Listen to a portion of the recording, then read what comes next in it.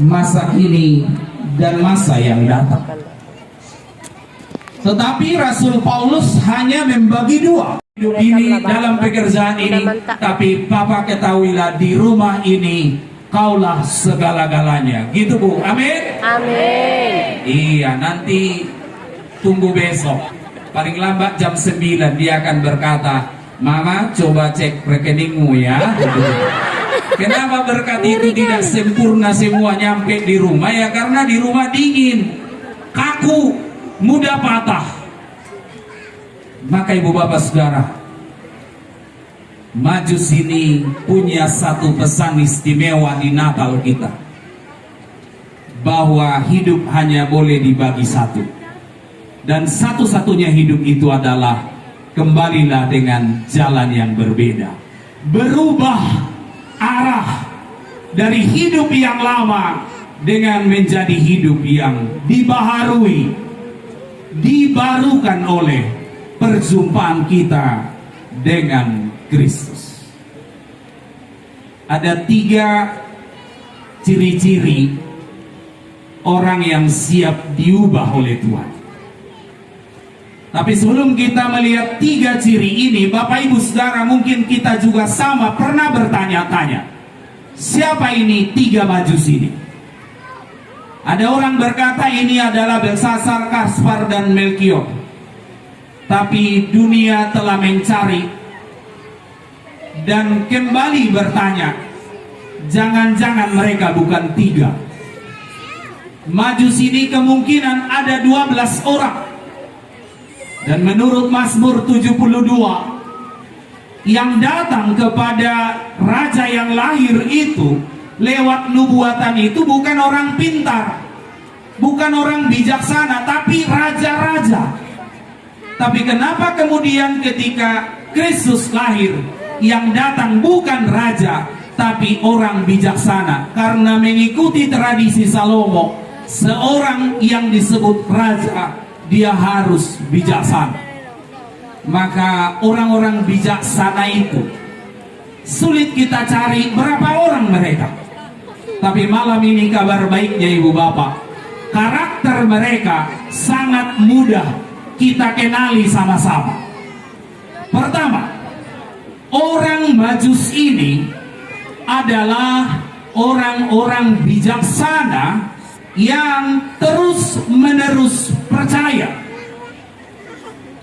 Kalau Ibu Bapak membaca Matius pasal 2 ayat 1 dan 2, disebut seperti ini, saya bacakan untuk kita semua. Sesudah Yesus dilahirkan di Betlehem di tanah Yudea pada zaman Raja Herodes, datanglah orang-orang Majus dari timur ke Yerusalem dan bertanya-tanya, di manakah dia, raja orang Yahudi yang baru dilahirkan itu? Kami telah melihat bintangnya di timur dan kami datang untuk menyembah dia. Ini bukan umat Allah, mereka orang asing yang datang dari jauh. Walau mereka tidak punya perjanjian lama, tapi mereka percaya bahwa akan ada kelahiran. Bintang itu telah nampak di timur. Mereka tidak hanya percaya dengan Mika 5 ayat 1 bahwa dia akan lahir di Bethlehem, tapi mereka juga percaya dengan bilangan 24 ayat 17 bahwa bintang Yakub itu akan ada dari timur. Maka Ibu Bapak Saudara, Majus ini orang yang selalu keep believing, terus menerus percaya. Ibu Bapak, kalau kita lihat dalam kehidupan kita sekarang, yang paling susah dicari adalah rasa percaya. Dosa mula-mula, Hawa jatuh dalam dosa karena mulai curiga dengan Allah. Dan ketika pimpinan kita tadi menyebut bahwa dunia sedang disebut oleh ahli-ahli akan memasuki resesi, tapi perusahaan ini percaya dengan tangan pengasihan Tuhan kita selamat dari resesi. Amin. Amin. Tapi sesungguhnya resesi sudah lama terjadi. Tengok anak orang pergi ke sana. Tapi bukan resesi ekonomi, tapi trust recession. Orang mulai tidak percaya. Orang mulai curiga dengan Allah. Dan ketika kita curiga dengan Allah, apa yang terjadi, Bu Bapak Saudara? Orang dulu kayak gitu. Semangat kita akan melemah. Kalau Bapak Ibu tidak percaya dengan perusahaan ini, Bapak Ibu lah orang yang paling malang dari semua orang. Karena apa? Kita akan mudah lelah. Kita akan mudah putus asa. Kita akan mudah jatuh dalam kecewa. Maka banyak orang yang hatinya bimbang ke sana kemari dan lain sebagainya. Tetapi kalau kita lihat di sini, kekuatan para majusi ini pertama-tama karena mereka terus menerus percaya dengan Tuhan. Jangan curiga dengan Tuhan. Karena dosa pertama-tama kali terjadi karena manusia mulai curiga dengan Tuhan. Bapak Saudara, mungkin di Riau Komplek, di RAPP, di April dan di semua perusahaan ini tidak mengalami, tapi saudara-saudara kita di luar sana banyak mengalami yang namanya multi-pay. Hidup di zaman multi-pay. Multi-pay itu pergi pagi, pulang petang, pinggang pegal-pegal, penghasilan pas-pasan, potong pajak, potong pinjaman, pensiun pun penuh penderitaan. Ya ampun, lengkap sudah. Jadi kalau kita kurang percaya sama Tuhan, yang terasa apa? Pegal-pegalnya, pas-pasannya, penderitaan. Jadi Ibu Bapak, jangan mau curiga dengan Tuhan supaya hidupmu diubah oleh Tuhan. Berkat itu sidik jari Ibu Bapak, nggak ada yang sama persis. Mungkin orang itu lebih kaya dari Anda, tapi tidurmu lebih nyenyak. Dia kurang nyenyak. Berkat itu tidak ada yang sama persis, maka jangan mudah curiga dengan Tuhan. Kalau kita mudah curiga, lama-lama kita jatuh dan putus asa. Pertama-tama perubahan dimulai ketika kita terus-menerus percaya dengan Tuhan. Amin. Amin. Itu kunci pertama. Lalu yang kedua, ketika kita lihat di ayat 11, disebut maka masuklah mereka ke dalam rumah itu dan melihat anak itu bersama Maria ibunya, lalu sujud menyembah dia. Orang ini raja-raja, bukan hanya raja-raja, tapi raja-raja yang bijaksana. Karena mereka percaya, maka mereka menghabiskan uangnya, menghabiskan waktunya, meresikokan dirinya. Mereka datang dari jauh, menghadapi tantangan, menghadapi ancaman, keamanan dan kenyamanan. Tapi karena mereka percaya, mereka lah yang pertama-tama diubah oleh perjumpaan dengan Mesias yang lahir itu. Tetapi ketika mereka bertemu, gerakan kedua, orang-orang yang diubah Tuhan adalah merendahkan hati. Yang lahir itu bayi, belum punya mujizat, belum melakukan tanda-tanda yang mencengangkan, masih bayi, tapi mereka sujud di hadapan Allah. Maka kunci kesuksesan kita menghadapi resesi dan apapun perlambatan ekonomi, entah apapun yang terjadi di depan sana, lebih banyak dan banyak-banyakin merendahkan hati. Ingat Yesaya 1, Yesaya 6. Belajar dari serafim itu. Sayapnya 6. Berapa yang dia pakai buat terbang?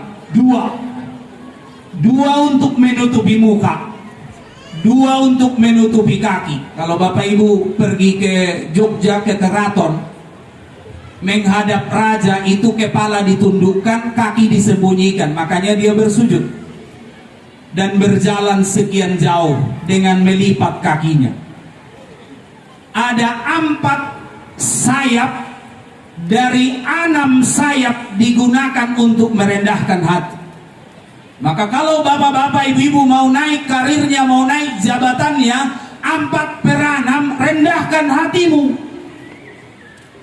2/3 persoalan kita adalah kurang bisa merendahkan hati. Diomelin sama pimpinan langsung sombong. Tuhan, lihatlah biji matamu ini, selalu disalahkan katanya. Berhentilah dengan 2 cengeng seperti itu. Rendahkan aja hati dan katakan, Tuhan, aku mungkin belum tepat, belum pas, belum sesuai. Aku akan perbaiki, aku akan bikin yang terbaik. Jadi jangan dikit-dikit berdoa, Tuhan, hambamu dilecehkan, diremehkan, tidak. Tapi selalulah lebih banyak berdoa dengan kerendahan hati. Tuhan, mungkin aku tidak sanggup, tidak pantas, tapi kalau Engkau yang pegang tangan saya, kalau Engkau tuntun saya, kalau Engkau semangati saya pasti akan bisa. Di Tanah Karo, mungkin kampungnya Pak pimpinan kita, ada pertama-tama yang didengar dan diterima jemaat adalah firman Allah, bukan nama dan siapa itu pendeta. Karena siapa yang khotbah itu terlalu kecil dibandingkan firman yang maha besar itu. Jadi di penghujung inilah saya menyapa ibu bapak. Saya pendeta Sukanto Limbong. Di perusahaan ini hanya ada 2 saat ini bernama Sukanto. Sukanto Tanoto dan Sukanto Limbong. Jadi sayalah yang mewakili 2 nama itu hadir hari ini secara fisik di sini. Saya lahir tahun 79. Tadi Pak pimpinan kita menyebut tahun 73 lah kurang lebih, berarti Raja Garuda Mas. Dan saya belum tanya banyak-banyak sama ibu dan bapak saya, kenapa nama saya dinamai dengan nama seperti itu. Sebab kalau bicara kepala kepolisian pertama di Indonesia itu sama tapi beda, Sukamto. Saya Sukanto. Walau saya lahir memang tidak di Pulau Sumatera ibu bapak, saya lahir di Pulau Samosir. Jadi ada pulau yang memang kita tidak satu pulau, jadi pulau kita berbeda. Bapak ibu kalau berjalan hari ini ke Samosir sudah makin diperjelas bahwa ada tanah Ponggol, itu tanah terusan Kusubuit itu, bahwa memang pulau kita berbeda. Tapi ibu bapak mungkin menikmati dan mengenal sosok Sukanto Tanoto dari perusahaan ini. Kalau saya dari sekolah ketika saya masih SD, saya sudah banyak belajar tentang cara dan keteladanan hidup beliau.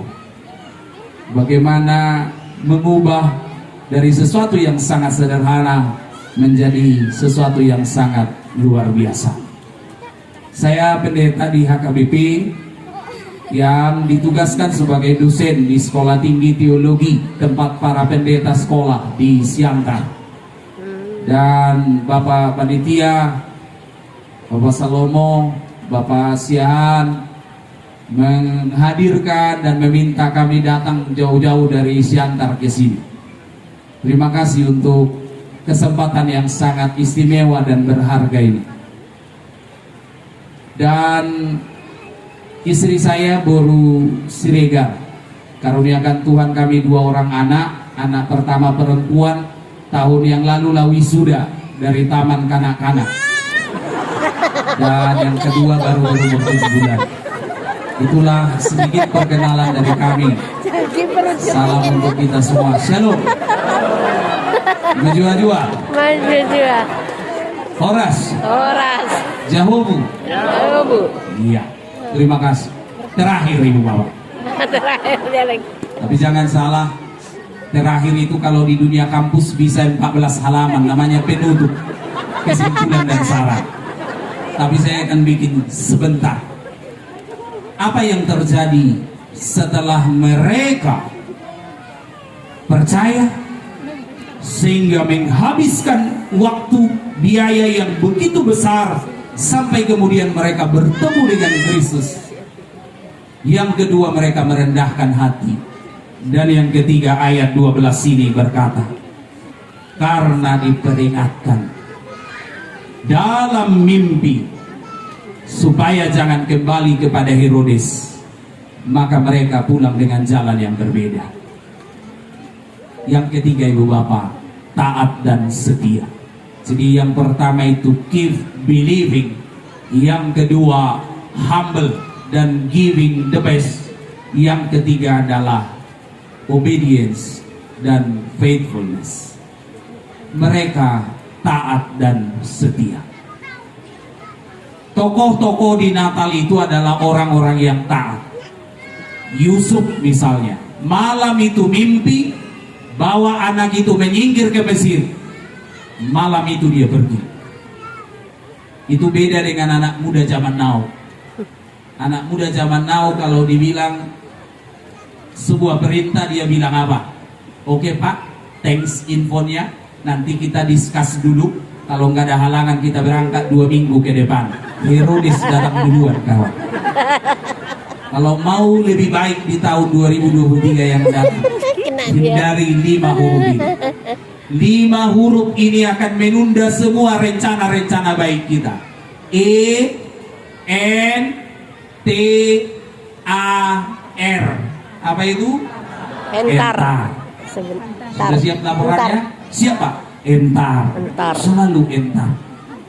Coba bayangkan kalau kita di ruang ICU, Tuhan hanya kaulah penolong satu-satunya, lalu Tuhan menjawab, oke, nanti diusahakan, kalau nggak ada halangan, mudah-mudahan 2 minggu ke depan kita berikan pertolongan. Kita mati di luar. Majus itu berubah dan diubah karena mereka taat dan setia. Mimpi pun mengingatkan mereka konsisten. Mereka tidak kembali ke jalan yang sama, tapi mereka pulang dengan jalan yang berbeda. Itulah perjumpaan yang mengubahkan itu.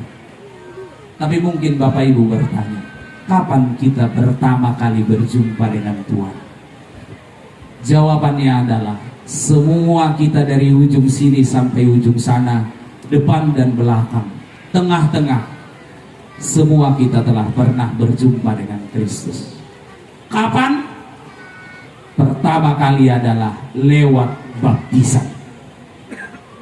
Ketika di baptisan itulah namamu dijumpakan dengan 3 nama Tritunggal itu.